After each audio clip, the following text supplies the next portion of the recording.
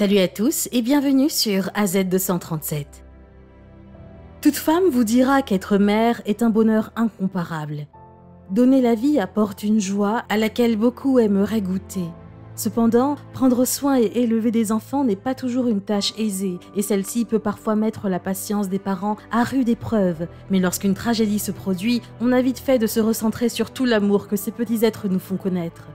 La mère, dont nous allons parler aujourd'hui, l'a bien appris à ses dépens et a voulu partager son histoire avec d'autres parents. Regardons-la. Mais avant de commencer, j'aimerais vous rappeler qu'après avoir regardé cette vidéo, vous pouvez faire un tour sur notre chaîne pour découvrir de nombreuses histoires, à la fois incroyables, intéressantes et émouvantes. Et n'oubliez pas de vous abonner à la chaîne et d'activer la cloche de notification si vous êtes nouveau parmi nous. Tout a commencé alors qu'Heather Duckworth, une maman comme les autres, enlevait de la boue sur le sol. C'est sa fille qui l'avait fait tomber, et même si elle avait fait de son mieux pour nettoyer la tâche, Heather devait naturellement y aller aussi. Elle était, comme tout parent, ennuyée par cette corvée. Mais alors qu'elle commençait à marmonner, elle s'est soudain souvenue d'une autre tâche datant de 14 ans auparavant. À cette époque-là, Heather avait un petit garçon de 6 ans, ainsi que des triplés de 4 ans, sa fille n'était pas encore née. Un soir, elle avait eu du mal à mettre ses 4 garçons hyperactifs au lit. Avec 4 jeunes enfants à la maison, la vie n'était rien d'autre qu'une tornade d'activités et un chaos incessant. Elle passait le plus clair de son temps à courir après ses enfants, ayant souvent l'impression de faire face à l'éventualité d'une 3e guerre mondiale. Mes mains étaient pleines, mais mon cœur l'était aussi, dit-elle. Elle se souvient de la lutte qu'elle a menée ce soir-là pour nourrir et baigner les 4 garçons, tout en rangeant le désordre habituel. Ils avaient mis de la musique à fond et couraient partout en criant et en dansant, pleins d'énergie comme toujours. Cette atmosphère n'était que routinière dans la maison.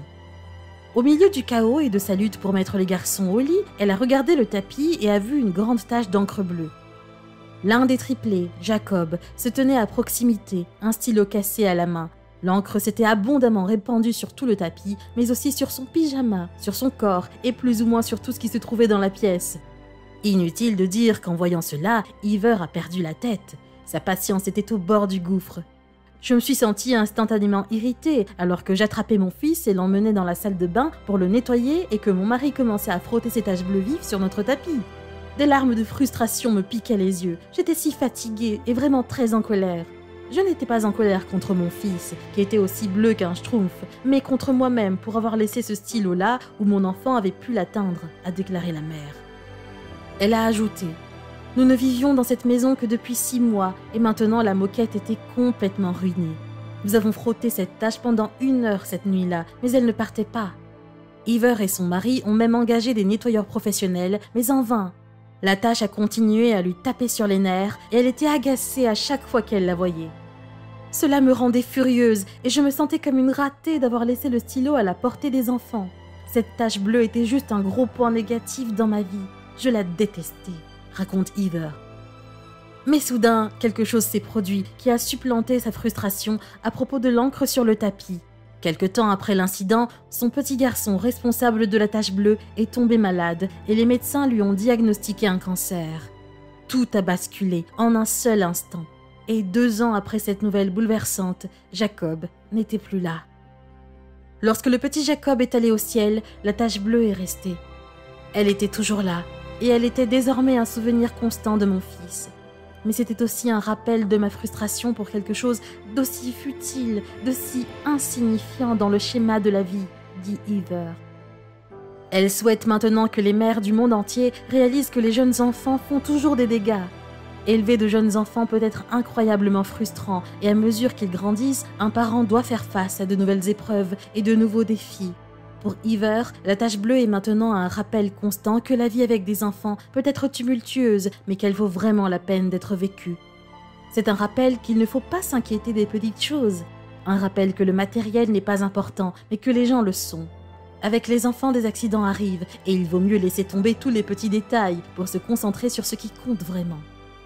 Heather qualifie le désordre que font les enfants de bénédiction déguisée et admet qu'elle vivrait avec 1 million de taches d'encre bleue si cela lui permettait de passer un seul jour de plus avec son fils. Elle souhaite rappeler aux mères et aux pères du monde entier qu'ils ne doivent pas être absorbés ou stressés par tout ce qui se passe autour d'eux, au point d'oublier de profiter des petits bonheurs que la vie offre derrière chaque vie d'enfant. Elle continue de nettoyer, de laver et de frotter après ses enfants. Mais maintenant, en le faisant, elle se souvient constamment du temps qu'elle a passé à l'hôpital avec son petit garçon. Il est si important de se rappeler de se concentrer sur les choses importantes de la vie et de ne pas être trop frustré lorsque vos enfants commettent des dégâts, même en laissant des taches bleues permanentes derrière eux.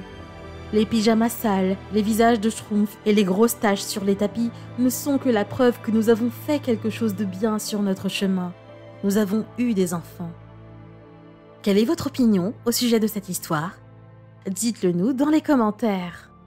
Si vous avez aimé cette vidéo, alors cliquez sur le bouton j'aime et partagez-la autour de vous. À très bientôt sur AZ237.